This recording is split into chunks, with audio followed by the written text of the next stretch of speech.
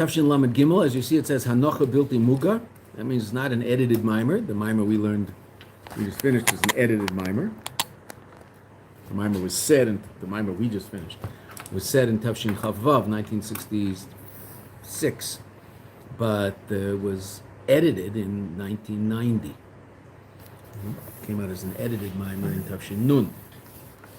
So this maamar is not edited. That doesn't mean the Rebbe didn't see it. The Rebbe saw it before they put it out, but it wasn't edited.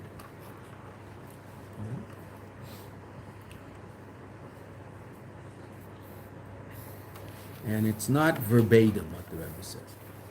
This was said in Rosh Hashanah. So the people who wrote it down remembered the basic inyanim that the Rebbe was talking about. But then again, this was seen by the Rebbe before it was published, before it was printed. Zeh Hayom Tchilas Ma'asecha. It's the name of the maamar. It's the name of many maamarim on Rosh Hashanah. That is a line from Musaf on Rosh Hashanah. Zeh Hayom Tchilas Ma'asecha. This is the day, the beginning of your deeds. The Rebbe is going to ask 4 questions in the first paragraph. When you learn a maamar, what are you looking for? Look for the questions. Then, look for the answers. And one of the things you're looking for when you look for the answers is where are the answers? Because the answers aren't necessarily right away. Some might be, some might not be. Okay? So when you're learning a maamar on your own, that's what you're looking for. And if you know what the questions are and what the answers are, then you understand the maamar. Might there be certain information in the middle that you didn't quite understand? There was an Indian in Chassidus that you've never heard of. Okay, so that's okay. Right? But the basic maamar you've got. So when you learn a maamar, look for questions. You have to understand. That means I'm going to ask a question. The world was created today. Chafei Elul is the first day of creation. Today. It's Chafei Elul. It's the first day of creation. What's Aleph Tishrei? 6th day of creation. It's the end of creation. If anything, Zeh Hayom Tchilas Ma'asecha, this day is the beginning of your deeds. If anything, this day is the end of your deeds. Meaning this is the end of the 6 days of creation and Shabbos. All right? It's a funny thing to say in Rosh Hashanah. The beginning of the creation of the world was Chafei Elul. Today. Ve'ilu Rosh Hashanah Yom B'rei Adam Harishon, whereas Rosh Hashanah is the day of the creation of Adam Harishon, the 6th day. Yom Shishi L'Maisa B'reishis, the 6th day of Maisa B'reishis, which the Rebbe doesn't say, but that's ultimately the last day, obviously not including Shabbos. V'lama Nikra Tchilas Ma'asecha. Why is it called Tchilas Ma'asecha? Question 1.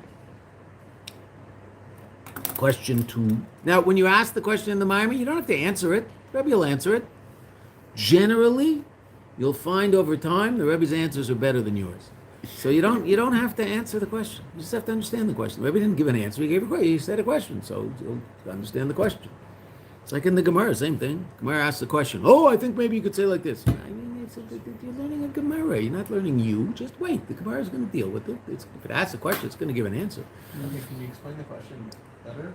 If Simply. It's the last... I explained it very well, I think. Thank you. You didn't understand it. Oh, that's something else. Can you explain the question differently? Yeah, no, I don't think so. What day was the beginning of creation? Says it on the page we just read. What day was the beginning of creation? First day of creation. What day was it? Chafei Elul, the 25th day of Elul. Today, Rosh Hashanah is what? The first day of Tishrei. It's the 6th day of creation, right? Okay. Yeah. So then why are we saying when we daven on Rosh Hashanah, this is the day, the beginning of your deeds? This is not really the beginning of your deeds. This is the end of your deeds. I mean, this is the last day of creation, not the end of your deeds. Obviously, the Eibishter is Mechadesh B'chol Yom Tamid Ma'aseh Bereshis. He renews creation every single day. But it's a funny thing to say on Rosh Hashanah. This is the beginning. It's not the beginning. It's the first day of humankind, okay, but that's not the beginning. Is the you in the pasuk Hashem? Yeah. Oh. Your deeds. This is the day, this day is the beginning of your deeds. We're talking to God, we're davening. This is from Musaf and Rosh Hashanah. It's not a pasuk. It's part of davening on Rosh Hashanah. Yeah? That's like a funny thing to say on Rosh Hashanah. A question asked all over, right? Different answers. We'll see what the answer is here. Generally the same general answer. Amen. And don't worry, you don't have to wait long for the answer. It's going to be in the first paragraph. But that's going to produce another question. We're going to ask two more questions right now, which is 1A and 1B. Ubiyesa, Yuksha, and there's further difficulty. Masha Nikra Techilos de Bechinas Maasecha. That's what we're talking about, the beginning of that reality called, that parenthetical word Bechina means the quality of, the reality of, Maasecha, your deeds. Hainu. Kefisha Briyahu B'Fayel. As the, oh, this is interesting. Okay. We're not asking another question, we're saying something. This happens to be a slightly different version of the maamar that I'm used to learning. So usually the maamar I'm used to learning, there's two printings of most maamarim, right? So this printing is putting the answer before the question. So this is what I'm used to learning. There's another question right away, but okay, let's see. Ubiyesa yuksha ma shenikra tchilo de bechinas maasecha hainu kefi shehabriya hi befeil, as the creation is in actuality, ba'eres panimim, in inner lights, the seder ishtalshalos, of the orderly downward emanation of worlds. Ishtalshalut is a shalshelet, is a chain. So when we say seder ishtalshalos, we mean the orderly downward emanation of godly light in the four worlds, clothed in vessels, right? We didn't talk at great length about this in the previous maamar, but we did talk about it. Different levels of light, or mamale, the light that expresses itself in finitude. That's the light that powers the four worlds, or soivev, the infinite light. Okay, so what vantage point are we talking about? We must be talking about the vantage point of creation in actuality, because why? We're talking about the beginning and the end. Where is there a beginning and an end? In our world. Is there a beginning and end in God's world? There's no beginning in God's world. Are there maasecha, plurality in God's world? Plurality in our world. God created a reality of multiplicity. God himself is beyond the multiplicity. He's echad. And but yet it's interesting, we're saying that this is the day, the beginning of your deeds. Well, God doesn't have deeds. Doesn't do things. Right? All of the creation of the world, as we'll see, all of the creation of the world is ultimately one thought in God's life, so to speak. In that one thought is contained all of time and all of space. All of time that ever was, all of time that ever will be. All of space that ever was, all of space that ever will be. Right? It's all contained in that one thought. How does that work? Well, you and I don't understand that. Right? The closest you and I can come to some understanding of such an idea, even though we can't understand it fully, obviously, but the idea of different dimensions of time, and somehow more time could be condensed in a smaller space. Dream time. Right? Time in dreams is very interesting. I mean, this machlekes says exactly how time in dreams works, right? Is it real time or is it dream time? But if there's such a thing called dream time, so that means that you're dreaming about all sorts of activity that might be taking what seems like quite a bit of time in your dream, but it's happening in your head extremely quickly. Right? How long is that happening in your head, actually? Meaning, if someone could measure you dreaming that dream, how long would that dream take? So it might take 2 minutes, even though your experience was an hour. Now, your experience can be obviously more than that, because you can be all sorts of different places in the dream, right? You could start the dream in Paris and end the dream in Eretz Israel. Okay, well, obviously it took time to get there, yeah, but in the dream it didn't. You just showed up in Eretz Israel. Okay, because dreams also have that interesting characteristic that they're less limited by the limitations of physical reality. Okay. Opposites can exist simultaneously in dreams, which makes dreams also very interesting, which is why Gullus is compared to a dream, right? That opposite realities can exist side by side, right? One of the expressions of that is you could daven with a lot of fervor and then 2 minutes later have a thought that's a completely and totally unacceptable thought. I understand that this person was in a very amazing place 2 minutes ago. He's connected to God in a very real way, and all of a sudden he's in a completely different place. Yeah, Golas, like a dream. Two completely different opposite realities can exist together. You could dream about having a cup of tea in a cafe in Paris with Rabbi Vichlin and your grade 6 teacher. Those two have nothing to do with each other in real life. Right, 100%. In a dream, no problem. That's why Golas is called a dream. Right? But that's what's interesting about a dream. So the closest you and I can get to the idea of different dimensions of time and different levels of time, different, so to speak, measurements of time is dream time, if there is such a thing. Right? But when we talk about Tchilas Ma'asecha, we're talking about the reality that God created, not godly reality, but created reality. Because in created reality, there is a beginning and an end. And in created reality, there is Ma'asecha, deeds. In the Eibishter's world, there's no deeds, as the Rebbe is about to say. Tehine. Bishlam, it makes sense, B'dargan, Nailish, Yesim, Bechinas Ma'asecha, in levels beyond the quality of Ma'asecha, meaning beyond the physical world that was created. Kefi shahabriya hi, as the Briya is, bebechinas hamachshava, on the level of thought, not Ma'asecha, action. The world, what do we call this world? Eilam ha'asiyah, the world of action. But the source of our world in God's thought, so to speak,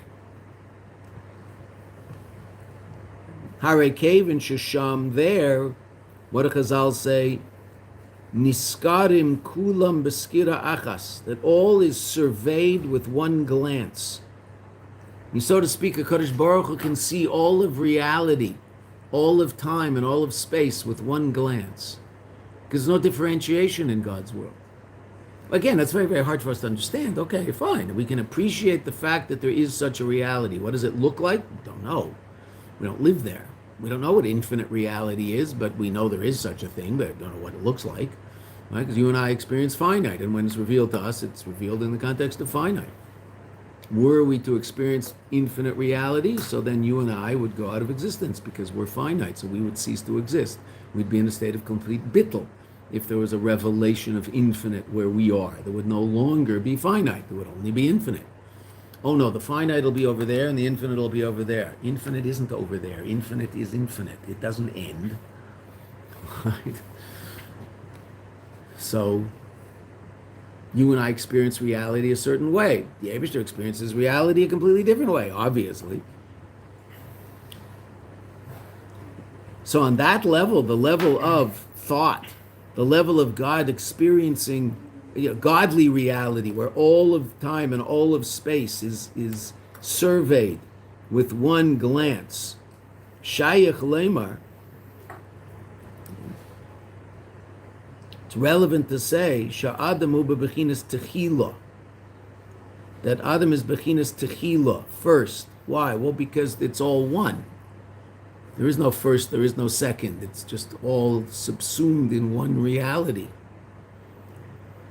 Aval kefisha bria hu ba b'foil, but as the creation comes into a state of reality, masecha, down here, hare zeh b'seder mesudar, that's in an orderly way. A seder, that's an order, that is mesudar, that is orderly. And what is one of the expressions of the order that exists down here in creation? Shokadima va'ichor, before and after. Tchila v'seif, beginning and end. Down here there's something called beginning and end. Okay, so by virtue of the fact that we say Zeh Hayom tchilas ma'asecha, so we must be talking from the vantage point of down here, because we're talking about tchila, beginning. Well, in the Eibishter's world, there's no beginning, so to speak. Beginning, end. It's all one. Okay, so if you want to talk about us on that level, so then somehow you could figure out that, okay, we're tchila because there isn't really a first and a second and a third. There's just, so to speak, one. Okay, so then we're subsumed in that oneness, bad with everything else. Okay, but down here in this world, we're not first. We're last. The last thing created was us. The last day was Rosh Hashanah. Valpi Zeh Yuksha. Based on this, based on looking at things from the point of view of creation, Yuksha Ech Nikra Yom Brei Adam Rishon Tchilas Maasecha. How is it called the day of the creation of Adam Rishon, before and after? I'm sorry, Tchilas Maasecha, the beginning of your deeds. Hare Adam Rishon Hu Achor L'Maisa Bereshis. He's the end of the creation of the world. Delay Ivri, that he wasn't created ad Malei Shabto, until Erev Shabbos. Friday. We were created Friday. Right? 11 in the morning. By 2, we had already had lunch and messed everything up.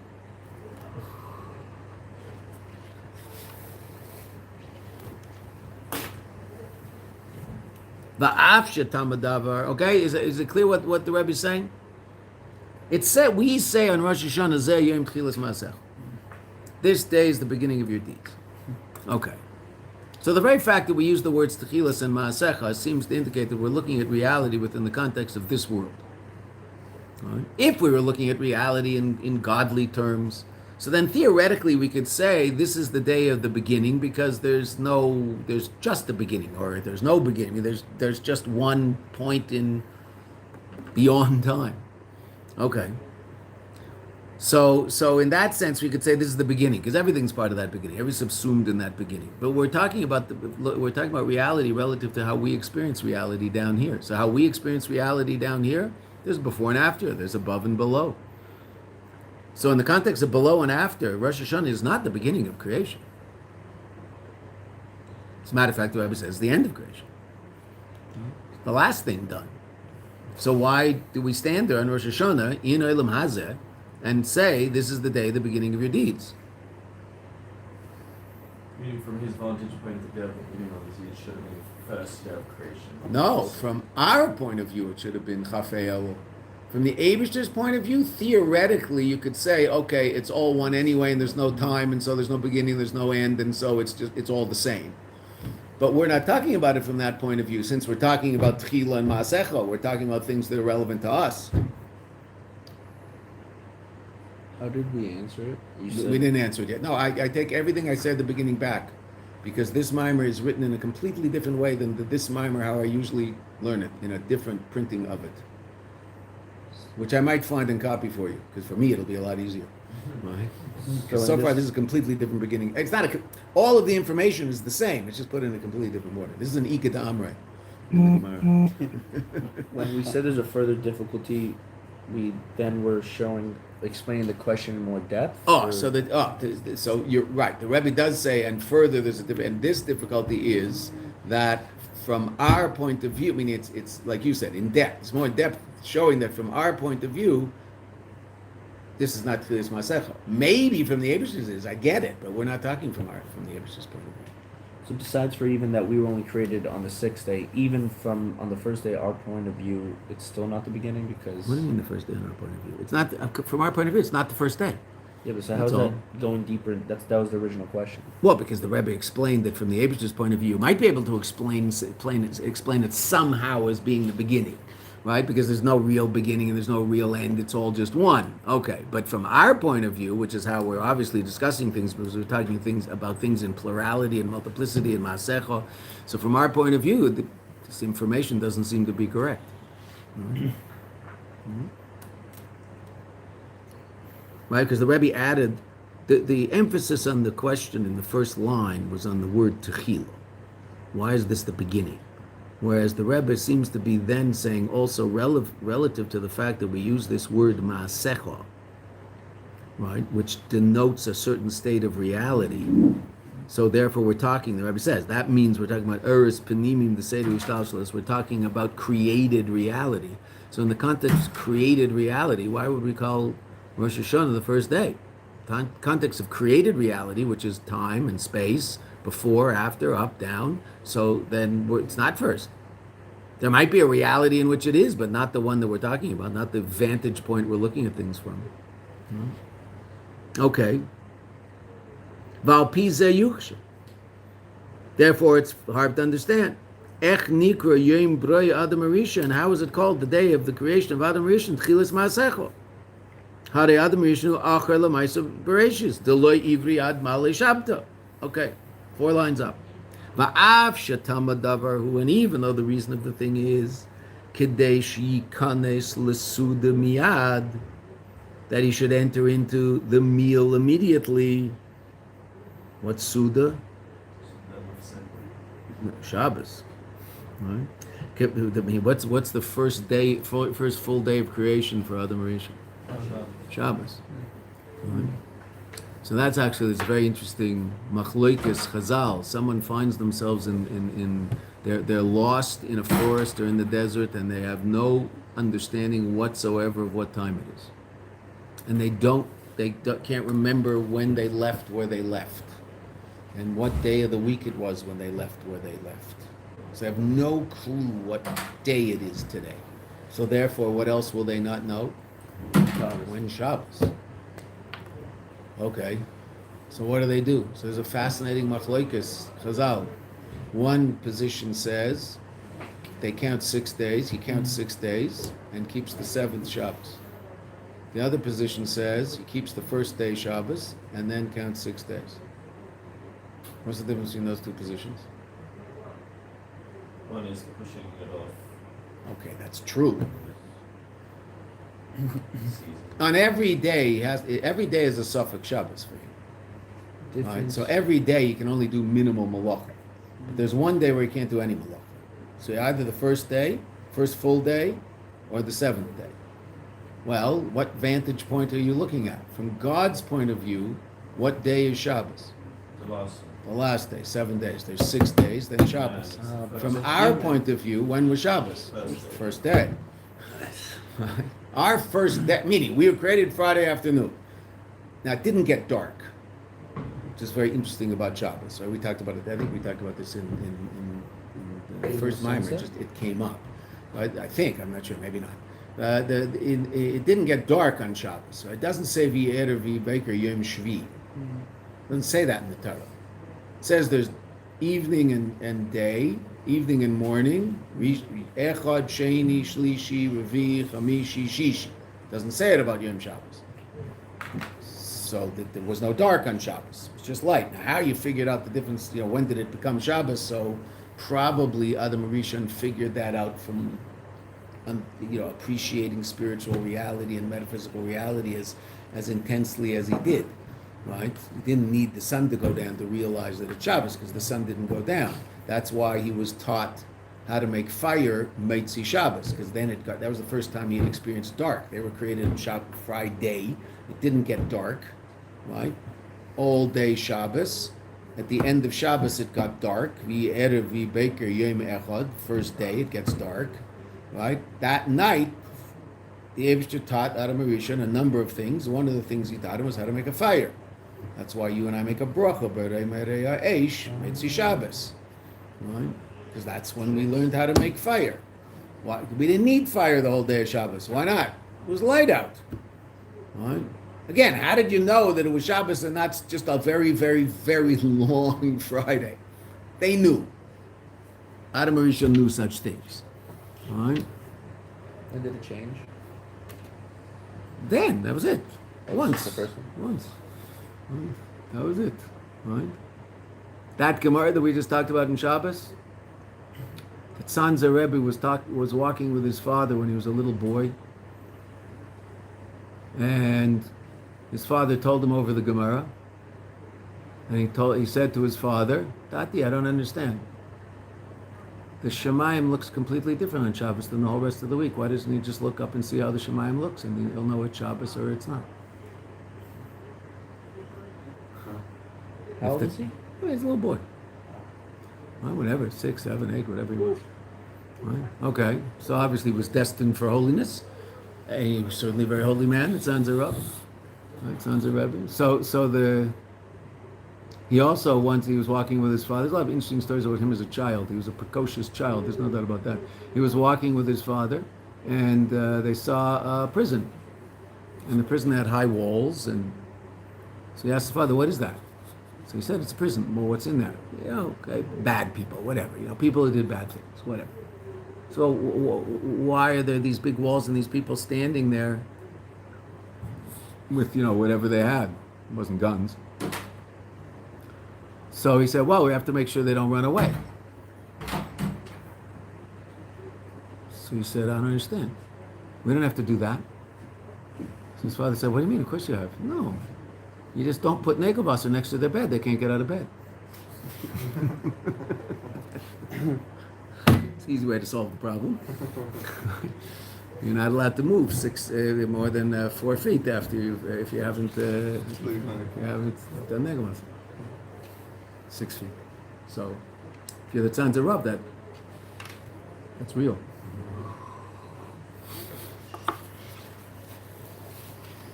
If for whatever reason, just practical life Judaism, if you don't have Nagelwasser next to your bed and you want to move, or you have to move because there's no Nagelwasser there, so you have to go to the sink or wherever you have to go to. If you walk less than 6 feet and then stop, and then just for a second, and then walk, so then that's not one long act of walking more than 6 feet. So that's the best you can do. So that's what you do. Right? There are positions that say that the same room, if there's a sink in the room, the whole room is considered a daled amos, 1 daled amos. Okay, say to theoretically rely on that. You guys might have a sink in your room. Most people have sinks in their room. Right? In your bedroom in your house that you live in, you're not going to have a sink. It'll be in the bathroom next door, but you don't want to wash in the bathroom. There might be a sink outside the door that's next to the bunch of bathrooms. Okay, but then you have to walk out here. So that's how if there's no Nagelwasser next to your bed, so then that's how you make it to wash, so that you didn't walk 6 feet without washing. But okay.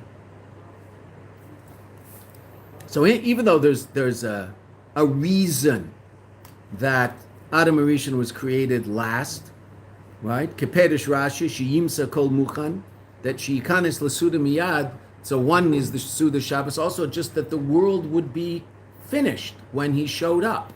Everything would be there, right? The table would be set and the food would be on the field, on the table, right? And conceptually, what does that mean? Well, everything's there. It's all done. All the animals are there, and all the birds are there, and all the trees are there, and all the rivers are there, and all the fruits there, and all the vegetables. Everything's there. As opposed to creating Adam Rishon on first day, what does he do? There's nothing here. Right? Okay.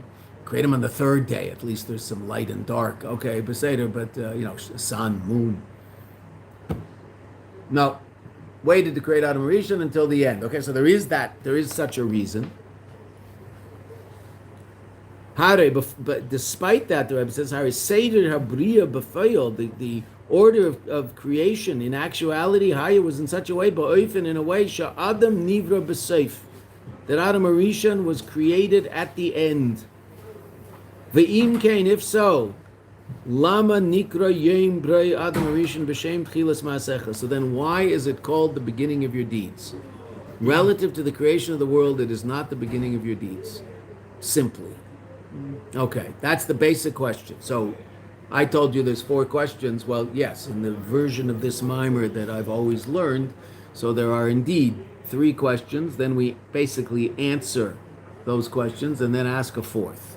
Okay, we're still in the same place. We want to understand, why is it that the first day of creation is not called the first day of creation? Chaf El is not called the first day of creation. The last day of creation is called the first day of creation. Why is that? It's a funny way of describing time. Okay, so let's see what the answer is. You might know the answer. Let's see. Nekudas abir bezed, the basic explanation of this. Sheklola se'inyan, the basic reality, the ma'asecha, of your deeds, who lefish is lefish nisaver Kadosh Baruch Hu liyos loy dir b'tachtonim, because the Kadosh Baruch Hu had a taiva nit aveh. Rebbe's quoting a medrash from Medrash Tanchuma in Parshas Nosai, B'Midbar. What does it say in that medrash? That's quoted as probably as much as just about any medrash that exists. It's quoted in Chassidus as much as any other. Shenis'aver Kadosh Baruch Hu liyos lo dir b'tachtenim. The Kadosh Baruch Hu had a taiva that he should have a dwelling place in the lower realms. Mm-hmm. How did the once they tie for the desire. Right, so that's a very interesting question, right? Because there's another word that we usually use to describe a desire for something. And what? Ratzon. A will. Ratza Kadosh Baruch Hu dir b'tachtonim. So the explanation of the difference between the two, meaning not every time is a taiva an expression of this, but generally, if we're juxtaposing Ratzon to taiva, right? Basic will to taiva, which we'll call a desire. Now, usually when you and I talk about taivas, we talk about them in a negative way, in a pejorative way. Right? The Eibishter has taivas, right? That machine down there on the first floor, that's called the taiva machine, that the one that sells the unhealthy drinks and mostly unhealthy food, right? There's one healthy drink there, it's called water. But I mean, there's nothing else there that anybody should drink. I always get nervous when I see guys getting drinks at 8:30 in the morning. Oh, come on, don't start your day with a Fanta. What a thing to do to your body first thing in the morning. Translates an impulse. Well, generally it means a desire. Taiva. Okay. So, what's the difference? In Chassidus, the difference is explained that a ratzon is a level of will that can usually be explained rationally, whereas a taiva, when we juxtapose the two, a taiva is a level of will that can't be explained rationally. In other words, you walking in on a really, really hot day and sitting down and saying, I'll just use the word want in English, but then we'll change to ratzon or taiva, right? I want a cup of hot tea. So I might look at you as you're schwitzing and you're red in the face, right? Say, what do you mean? Why do you want a hot cup of tea? And you might answer me and say, I don't know. I just have a taiva for a cup of tea. The last 5 minutes I've been thinking about this cup of tea. I don't know why. Really, if you were to walk in looking that way, what would be the reasonable desire that you would have? A cup of cold water, a cold beer, a cold whatever, something cold, something refreshing, right? A hot tea when you're schwitzing? Okay, maybe it's good for you when you're schwitzing, you'll cool out. Okay, someone have a whole theory about it. Bottom line, when people are cold, they're hot, they like to drink things that are cold. And when people are cold, they like to sit with a nice warm cup of tea. Okay. So you walk in freezing from 3 feet of snow, and you're wearing a hood and it's covered with snow, and you say, "Oh, I feel like a nice ice cold cup of water." What? What's wrong with that? I don't know. I have a taiva for an ice cold cup of water. It doesn't make any sense. Okay, so that's the difference between a ratzon and a taiva. So interestingly enough, when Chazal discuss the Kadosh Baruch Hu's desire for a world, a dwelling place in the lower worlds, the word used is a taiva, meaning it's something completely and totally beyond understanding. And a taiva comes from a very deep place in you, and the whole there's negative taivas, also can be positive taivas. So obviously, Eibishter's are positive. Yours and mine are usually negative when we discuss them. Right? So, but it's coming from a place that is on a certain level beyond intellect, right? Because it might even be that intellectually, relative to a lot of taivas that you and I might have, we might even rationally not want that type. But it's coming from a place that part of me isn't in control of yet. Okay. So a very deep place in subconscious, or if it's positive, we'll say a very deep place in superconscious. So the taiva of the Eibishter for dir b'tachtonim is beyond intellect, beyond understanding.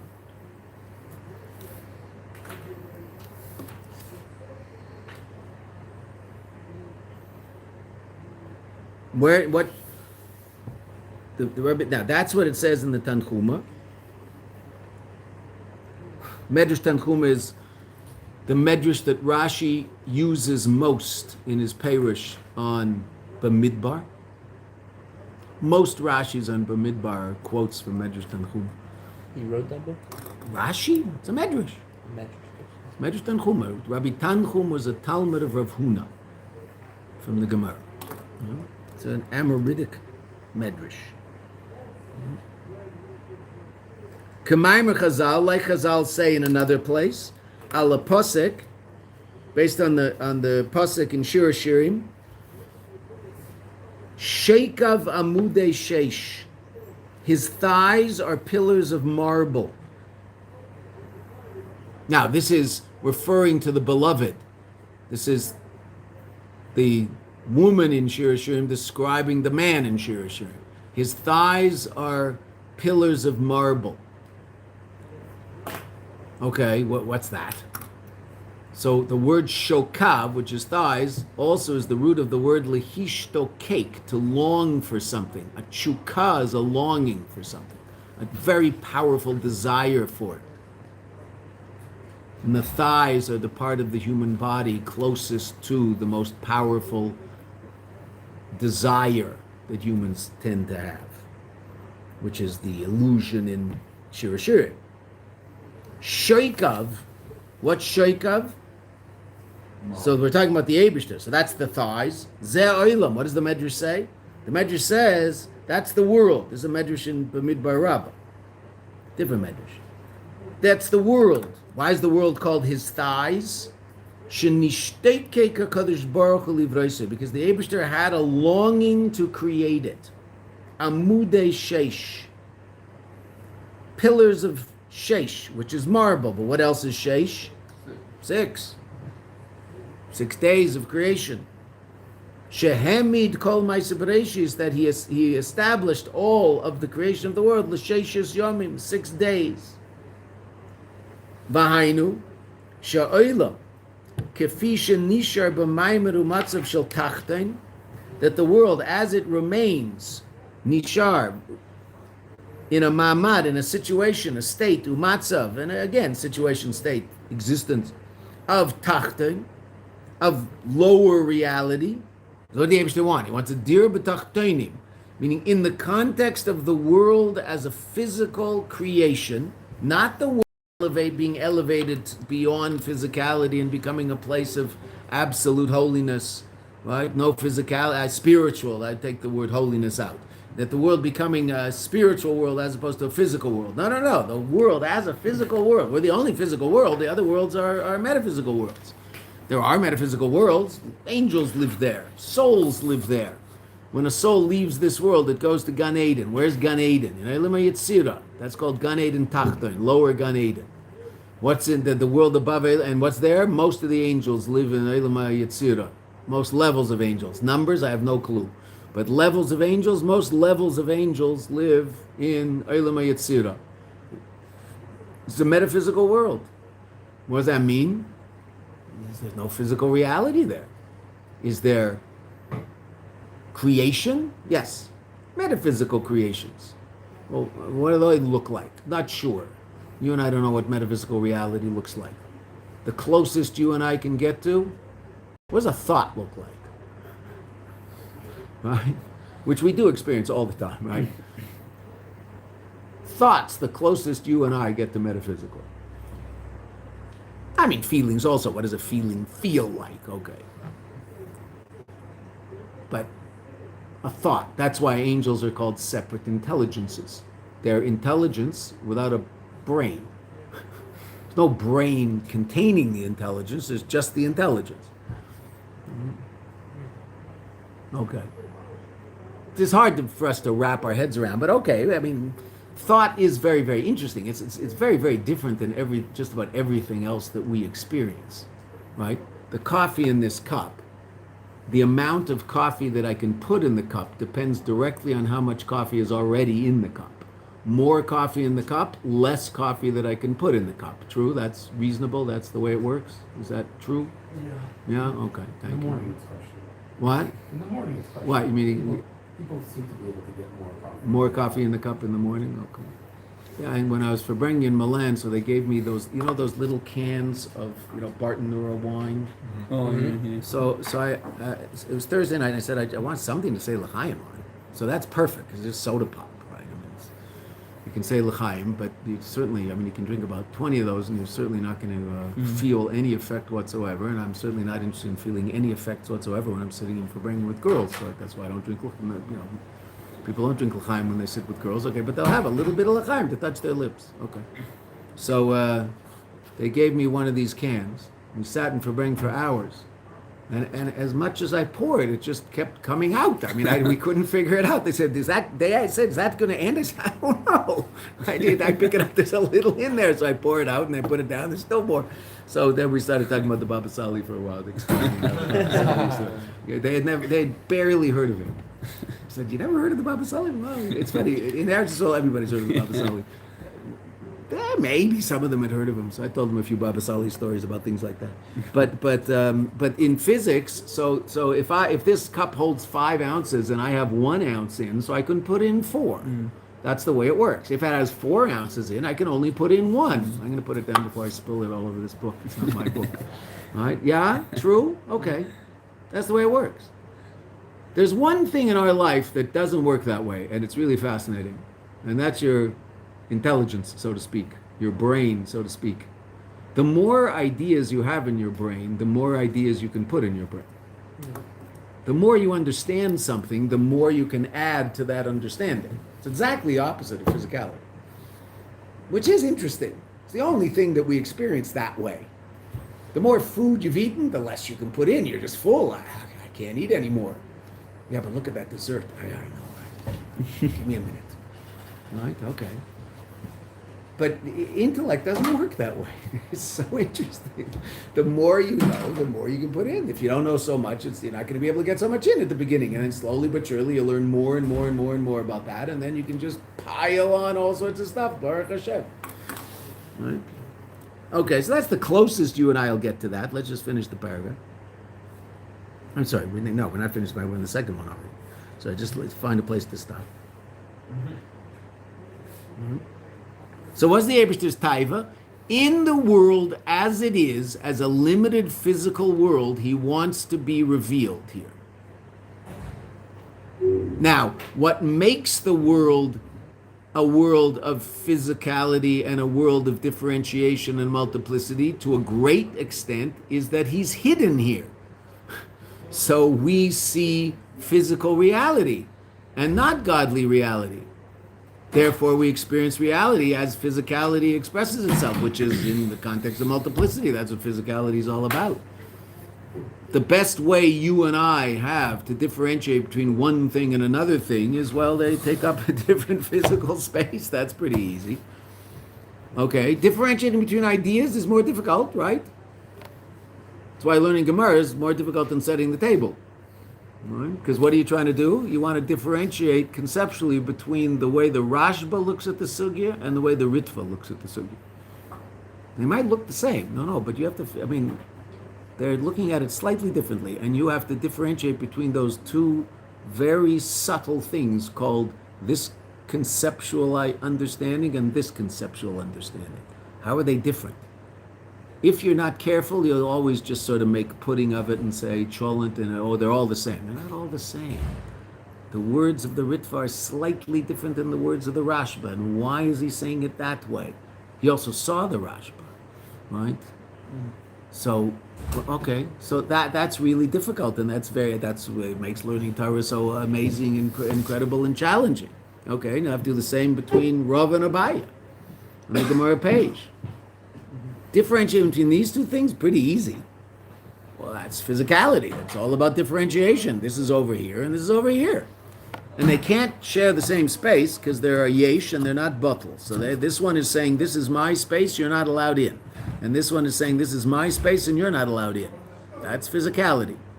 And the Eibishter wanted to be revealed here. Now, godliness is one, so we wouldn't experience reality as so powerfully differentiated if we're experiencing godly reality.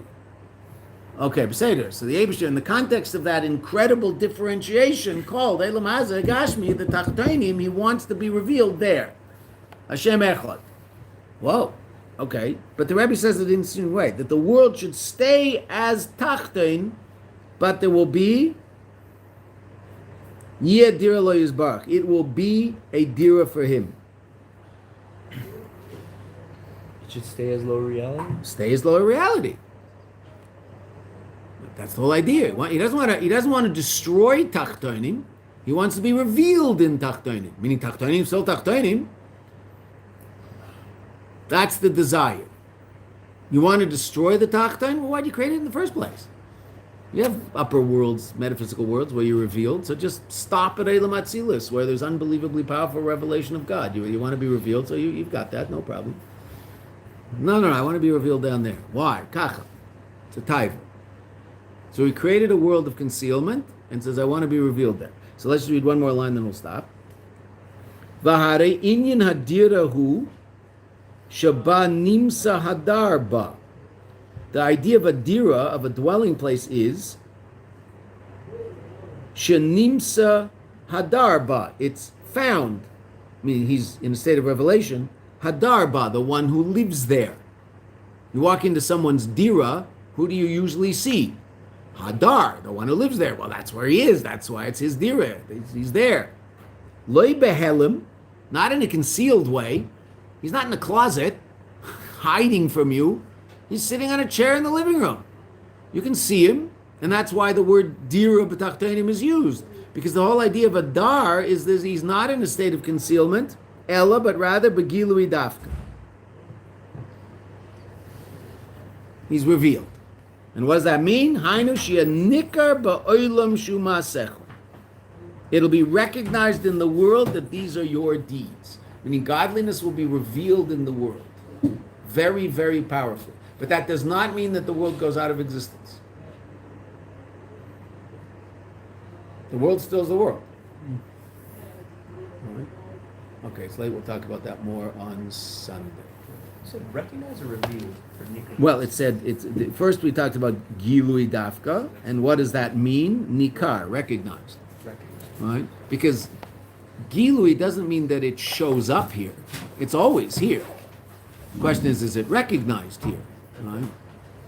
Because the guy who owns the apartment, he's here. He's in the apartment. But maybe he's hiding. Okay. That's what God does in this world.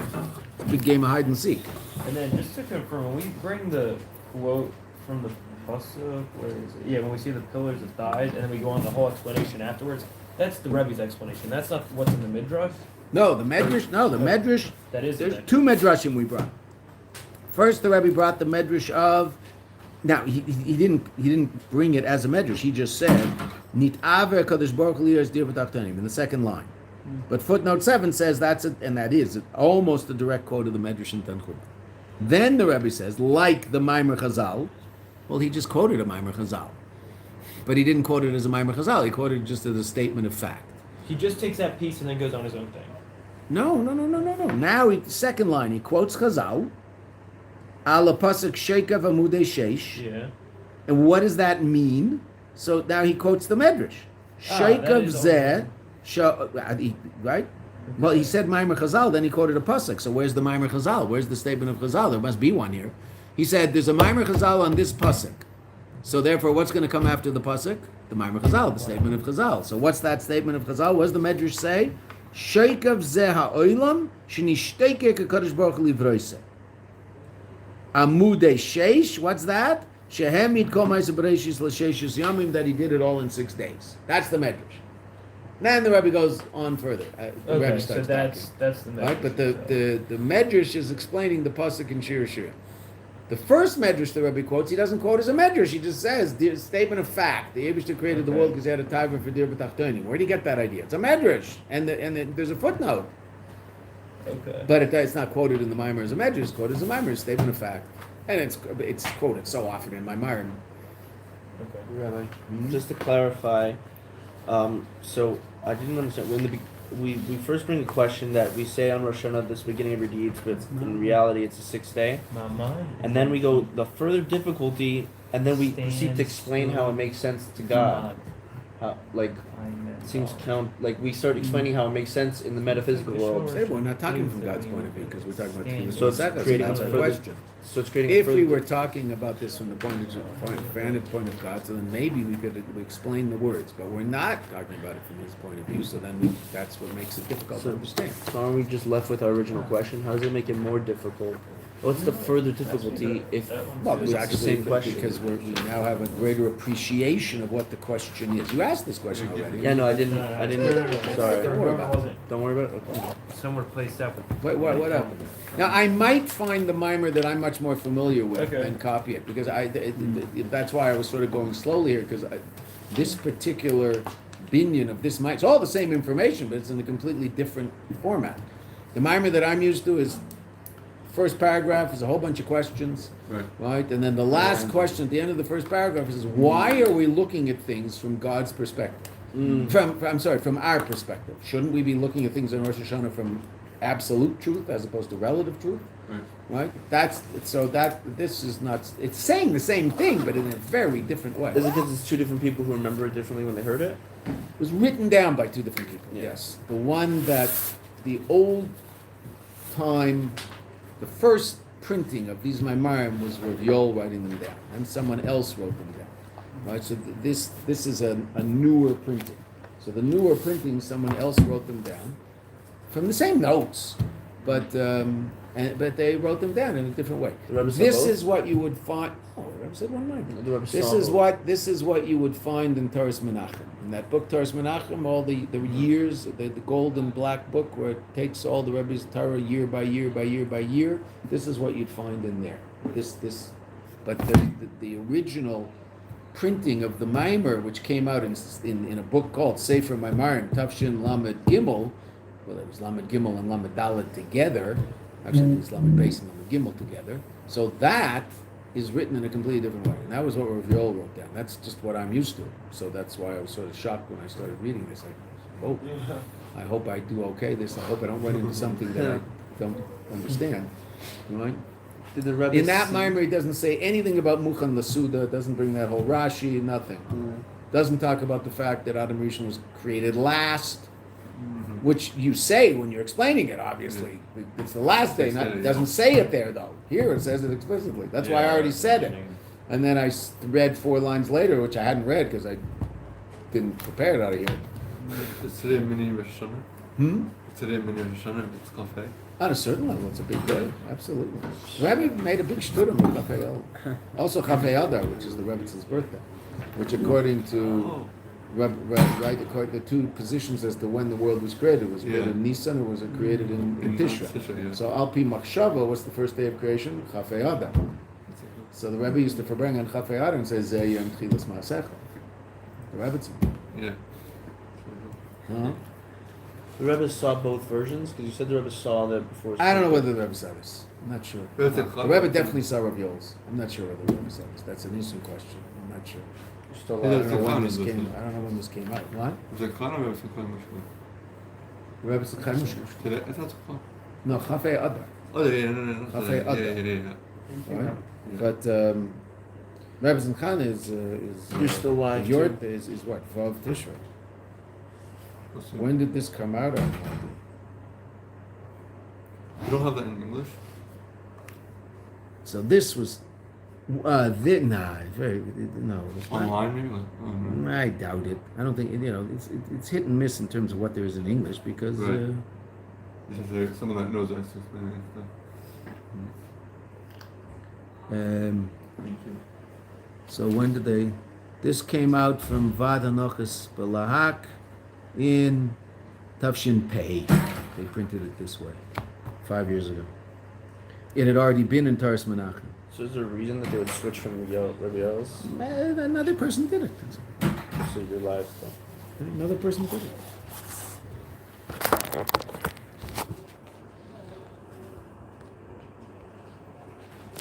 I just always